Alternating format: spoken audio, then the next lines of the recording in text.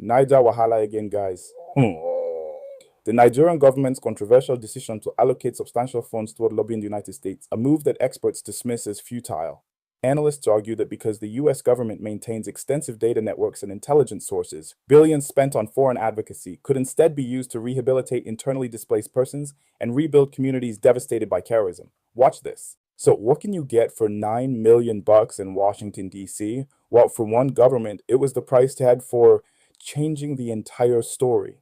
We're going to dig into a deal that really blurs the lines between diplomacy, PR, and just raw power. And yeah, it all kicks off with one huge number. Yeah, that's right, $9 million. Just let that sit for a second. And look, this wasn't for building roads or schools. Nope. This was a direct payment from the Nigerian government straight to a lobbying firm on K Street in DC. And that really is the $9 million question, isn't it?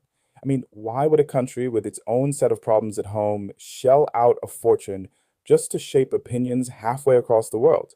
Well, if we look at the documents behind this whole thing, we start to get some answers. Okay, so before we can really get the why, we've got to figure out the who and the what. Let's break down the key players in this deal and, what they actually signed on for. You know that old saying, follow the money? It's pretty telling here. Filings with the US Department of Justice show this wasn't a straight shot. The money started in the Nigerian National Security Advisor's office. Then it got routed through a law firm in Kaduna, and then it finally landed with the DCI Group, which is a big-time lobbying firm in Washington. And the numbers here are just staggering. We're talking $750,000 a month. They even paid a $4.5 million retainer right up front. That $9 million total, it's apparently one of the biggest lobbying contracts an African nation has ever signed. Ever. Okay, so this gets to the heart of it. What on earth would make a country spend this kind of money just on its image? What was the problem that needed a $9 million PR fix? All right, here's the background, and it's super important. The US had slapped Nigeria with this label, a country of particular concern. Now, this isn't just some bureaucratic term, it's a really big deal. It can trigger sanctions, it puts billions in foreign aid on the line. Basically, it was Washington sending a very loud signal that it believed Nigeria wasn't protecting its people from religious violence. So you can see why this was the narrative the Nigerian government was desperate to flip. They were getting slammed with global criticism about attacks on Christian communities. And this one particular story, this idea of a Christian genocide, it was starting to gain real traction, and powerful people in the US, lawmakers, and Christian groups were listening. And the tool they decided to use? Lobbying. So, what is that really? Well, boiled down, it's paying a company with connections to try and influence what the government does. Their job is to spin the story, to shape how people see an issue. And this is the key part. But here's the thing, to get you in the room with powerful people lobbying firm out of a hat. No, the choice of who they hired was super strategic, and it tells you everything about how this whole campaign was supposed to work. Okay, this is where it gets really fascinating. They didn't go the traditional route, ambassador talking to ambassador. Instead, they hired what the sources call the Republican ecosystem. The thinking was pretty clear. If you want to get to President Trump, you don't knock on the State Department's front door. You find the side door through the insiders, the political family that he already knew and trusted. And the goals written into the contract, they were crystal clear. Goal number one, convince the US government that Nigeria is protecting its Christian population. 2, shut down that genocide narrative fast. 3, rebrand the violence as just a broader security problem. And 4, the big one, make sure that US military and financial aid keeps flow. So the big question is, did it actually work? And what happened after they rolled the dice on this high-stakes strategy? That brings us to the final piece of this story, the fallout, and all the questions this deal stirred up. The timeline here is, well, you be the judge. First, in October, the US turns up the heat.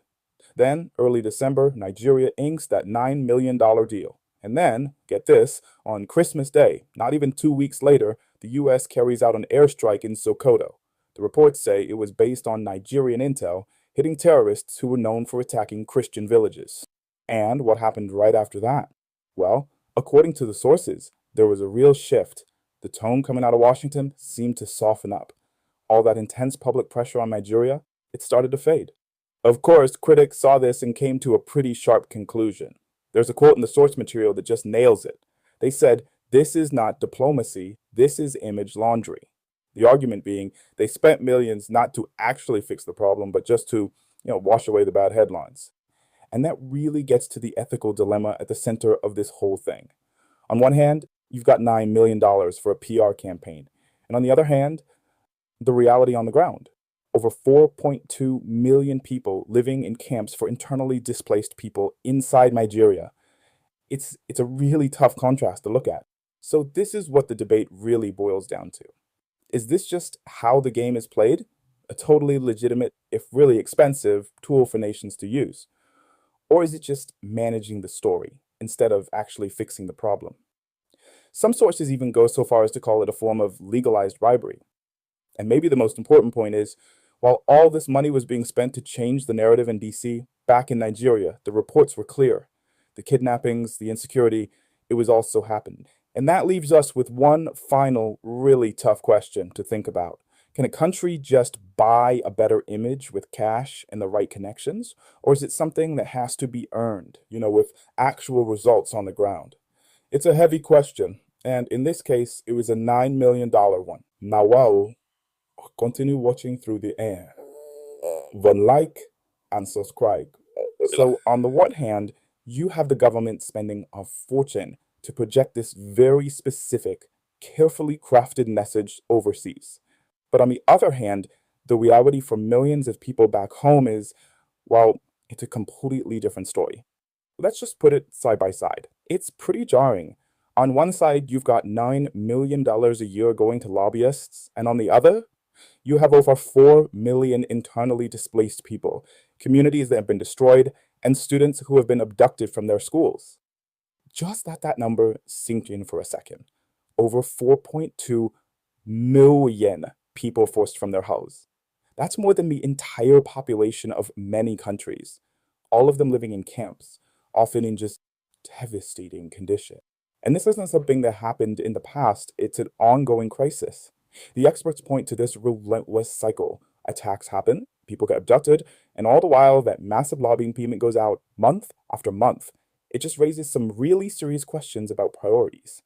So you have to ask, right? What are the government's real priorities? And this is where we need transparency and accountability. So who exactly is behind this whole deal? Well, thanks to those disclosure laws in the United States, we can actually see the paper trail. The authorizing official is listed as a national security advisor, Nuhu Ribadu. The whole contract was funneled through an intermediary law firm in Kaduna, Nigeria, and the money ended up with the DCI Group, a lobbying firm in Washington, D.C. And this paper trail just leads to more questions, really big ones, that get right to the heart of accountability. Who actually approved this? Was the proper procedure followed, or was it just ignored? Did it even follow Nigeria's own procurement laws? How was over $1 billion naira a month moved around? And maybe the biggest question of all, is the National Assembly going to investigate any of this? So, when you put all this together, the fact that the audience already knows the story, the huge opportunity cost back home, and all the unanswered questions about transparency, the verdict from experts is pretty blunt. They call this strategy dead on arrival. It's a plan that's doomed from the start because it completely misread the situation. And what really leaves us with one final, very powerful question from an expert. It just cuts through all the international politics and the multi-million-dollar contracts, and it gets right to the point. Instead of spending a fortune to change the story, why not spend it to actually change the reality?